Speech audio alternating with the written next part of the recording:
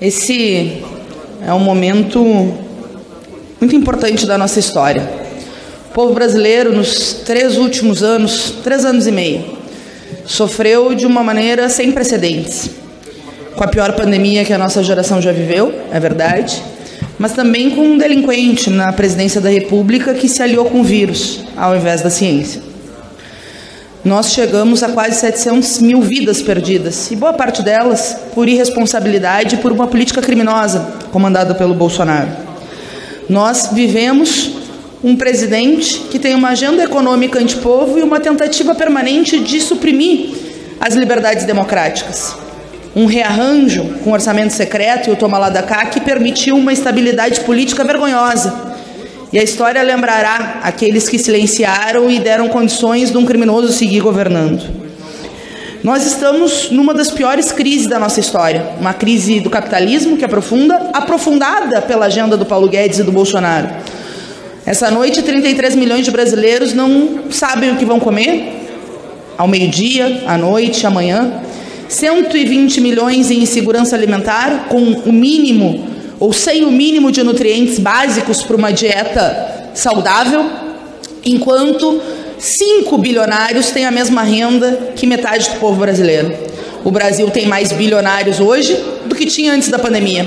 E nós vivemos uma verdadeira farra dos bancos, com juros que podem chegar a 250%, massacrando o povo brasileiro. O desemprego,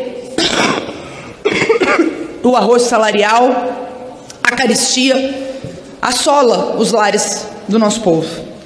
É verdade que nós estamos caminhando para um processo eleitoral que eu espero seja decisivo para tirar o Bolsonaro nas urnas. E nós estaremos empenhados nessa luta política para que seja no primeiro turno. Mas também é verdade que a nossa voz precisa ser ouvida. A voz das mulheres no Ele Não, que teve a latência e permitiu que o Bolsonaro não ganhasse no primeiro turno. A nossa voz dos estudantes no tsunami da educação em 2019, quando conseguiram recuperar os recursos cortados da educação e permitiram que o Bolsonaro não conseguisse avançar sobre as liberdades democráticas, garantiram, aliás. A nossa voz das manifestações do Fora Bolsonaro, que reuniu milhões Brasil afora, embora a Câmara tenha parede nos ouvidos em função desse rearranjo da base alugada, da velha política do fisiologismo, da corrupção, do toma lá da cá. O povo brasileiro tem demonstrado que não aceitará mais este governo criminoso. E nós estaremos empenhados na derrota do Bolsonaro nas urnas e também nas ruas. 11 de agosto é dia de luta dos estudantes e nós lá estaremos para defender as liberdades democráticas e para seguir a luta pelo Fora. E o povo brasileiro que acompanha mais esta sessão da Câmara Federal. Deputada Fernanda Melchiona, o Brasil vive uma crise que entrará para a história como provavelmente a mais profunda, ou no mínimo uma das mais profundas crises pelas quais o nosso país passou. Ela é uma crise de ataque à democracia, orquestrado e organizado por nada mais, nada menos do que aquele que ocupa a cadeira de presidente da República, totalmente despreparado para isto, mas lá está.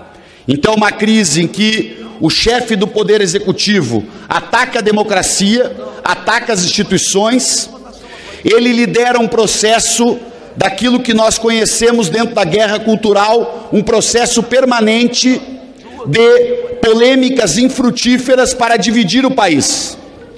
Chega a tal ponto o plano de dividir o país, que ele usa a bandeira brasileira como símbolo de divisão.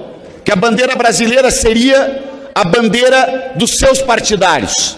Aliás, uma das grandes conquistas que a nossa ampla frente em defesa da democracia, liderada pelo presidente Lula, que aparece hoje como favorito nas pesquisas eleitorais, esta vitória de Lula devolverá a bandeira brasileira para todos os brasileiros.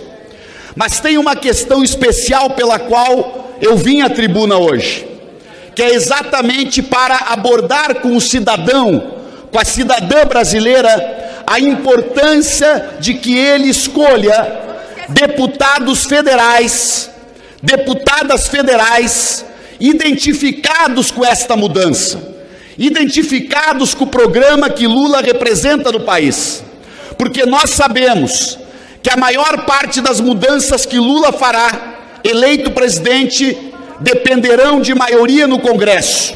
Então o que eu peço é que cada cidadão e cidadã que está decidido a votar em Lula, que está decidido também a votar em Ciro Gomes, que faz parte deste amplo campo que nós queremos unificar de forma dialogada e respeitosa nos próximos meses, mas que escolha um deputado federal, uma deputada federal do time de Lula para fazer campanha.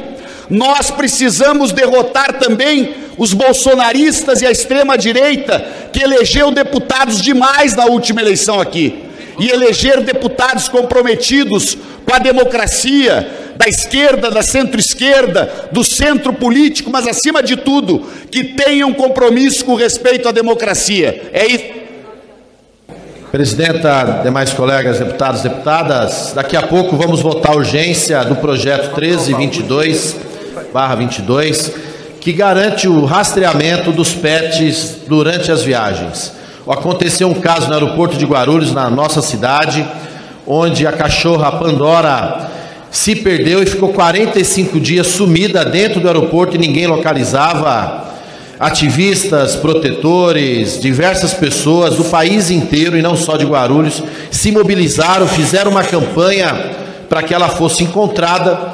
Ainda bem que foi, porém demorou. Enquanto isso, o seu tutor sofria, assim como outras pessoas. Então essa medida é simples, porque as companhias aéreas recebem para transportar o pet. Então, muito simples, coloca um rastreador assim que receber e quando devolver ao seu tutor, retira ele, garantindo a segurança no transporte e ao mesmo tempo a tranquilidade do tutor. Pois não, deputada Fernanda.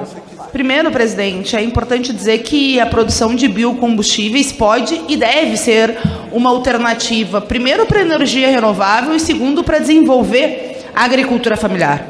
O problema é que esse projeto centraliza e dá prioridade na prática para uma lógica de produção de biocombustíveis submetida à lógica das commodities, que faz com que, na prática, a gente não tenha como prioridade a produção de alimentos para matar a fome do povo, e tampouco a produção de energia de forma mais barata, desenvolver a agricultura familiar, que foi brutalmente atacada pelo governo Bolsonaro. Nós tivemos os últimos 4 anos de um governo que absolutamente desconsiderou e desrespeitou a agricultura familiar, que produz 70% dos alimentos e que poderia estar sendo utilizada para baratear o custo dos alimentos e a produção de combustíveis e também de biocombustíveis. Pela lógica, né, dos commodities, o pessoal é não.